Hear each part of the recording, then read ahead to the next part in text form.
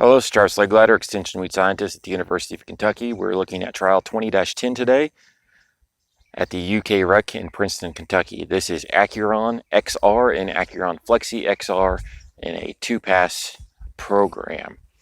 This trial was planted on May 4th, pre-supplied at the same time. June 1st would have been the post-application to V5 corn, and today is July 1st, so we're about a month out from that post-application. So first of all, let's look at our untreated check here. And what you're going to find in your untreated, typical of our blocks of summer annual grasses of broadleaf signal grass and large crabgrass. Also going to have a lot of rhizome established Johnson grass in here, as well as some giant ragweed back in there. You'll also find some redroot and smooth pigweed throughout, and some late emerging morning glories and hopworm bean copperleaf. Those are going to be the primary weeds we're dealing with in this trial. So to move right along, looking at some of the products, the first range of products here that we're going to show you are going to be just single pass products. So we are not going to look at the overall weed control on these, rather just introduce the products, as we don't expect these products, any pre-emerge product, to last more than 4 to 5 weeks, and we're almost 8 weeks out from the original application on these. So this is Acuron XR. This is going to be the replacement for Acuron. It has the same actives of atrazine, S-metolachlor, mesotrione, and bicyclopyrone. Just increases in the amount of S-metolachlor and mesotrione to get a little bit more residual control out of that product. So this will be coming in the next couple of years to replace Acuron. This is at a rate of 3 quarts per acre. The full rate on this on a heavy soil is going to be 3.5 quarts. You can see there's some Johnson grass in there, but again, that's rhizome established Johnson grass. We don't expect Acuron or actually any of our pre-emerge products to control residual or control rhizome established Johnson grass. The next plot here is going to be Acuron Flexi XR. Again, we'll be replacing Acuron Flexi in the next couple of years. Again, no atrazine with Acuron Flexi, but you do still have the S-metolachlor, mesotrione, as well as the bicyclopyrone. Just increases in the amount of S-metolachlor and mesotrione. Same story on this. You're going to have weed escapes in there. Certainly looks better than the untreated control. We got 4 to 5 weeks of good control out of that product, but after that it's going to break like all of our other pre-emerge products. All these products are going to be similar. Here's some competitor products. Here's Resicor. That's going to give you acetochlor, it's going to give you mesotrione, and it's going to give you clopyralid, so it gives you group 4 in there as well. Same story, we won't look real close at the weed control in there as there is several escapes after that broke after 4 to 5 weeks, but overall, for the pressure we have at this farm, pretty good initial control to get that corn off to a good start. Here's Harness Max. That's going to have acetochlor and mesotrione, so same story on that. Got us a good start, but we really needed a post to follow that up. Here's Sure Start 2. That's going to give you acetochlor, flumethylam, and clopyralid. So same story. You're going to have escapes. We don't expect that to hold us back the whole season, but got us a good start. Then we're going to have Corvus, another competitor from another company. And Corvus is going to bring us isoxaflutol and dicarbazone methyl as an ALS inhibitor, so an HPPD and ALS inhibitor.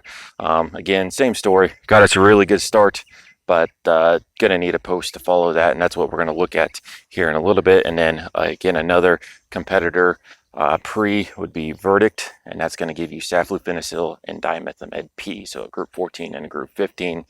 So again, the only treatment in here that is going to have group 14 in it, as compared to the other residuals. So those are all single passes. We didn't take a real close look at weed control on those, again, simply because we are 2 months out from that pre-application, and we do not expect any of those products to hold up that long with the weed pressure we have in here. So let's start looking at these 2-pass programs. Here is the Acuron XR, taking that 3-quart rate and splitting it between pre and post. And again, the post was made at V5 corn. You also see we have around the Power Max in there. The following treatments will be very similar to this. Take a step back, you can see how those are some fairly clean plots there. The only escapes we really have are going to be a few morning glories, and again, those are some late emerging morning glories that we would expect to see in most of our plots. An overall very good looking plot. Moving on, here's your Acuron Flexi.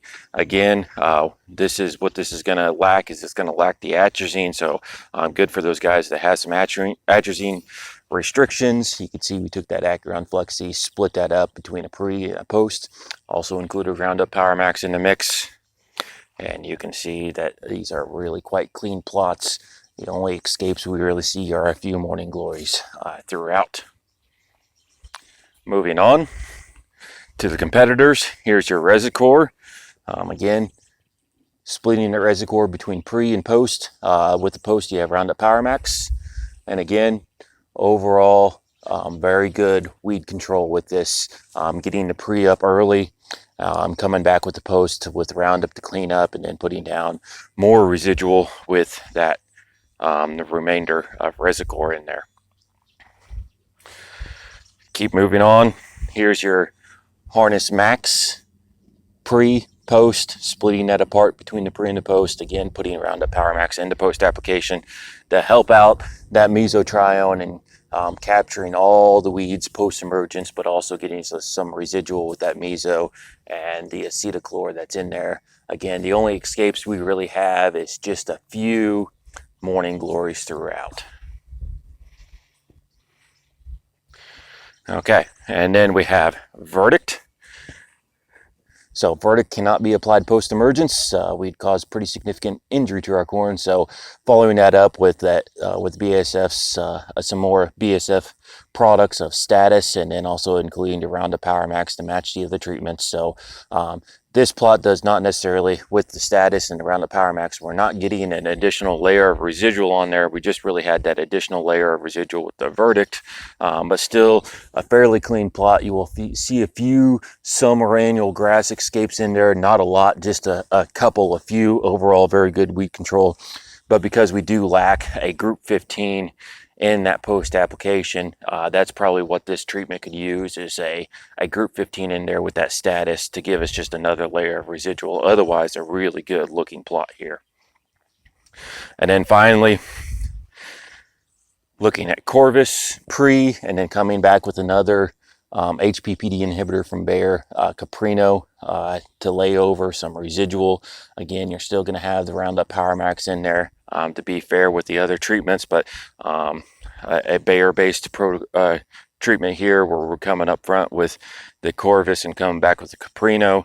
And again, a fairly clean plot, a few escapes on some summer annual grasses, but overall a very clean plot. Really, the most escapes there are going to be your morning glories.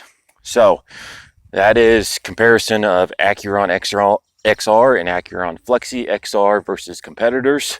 Overall, all of these treatments very robust as far as the 2-pass programs go.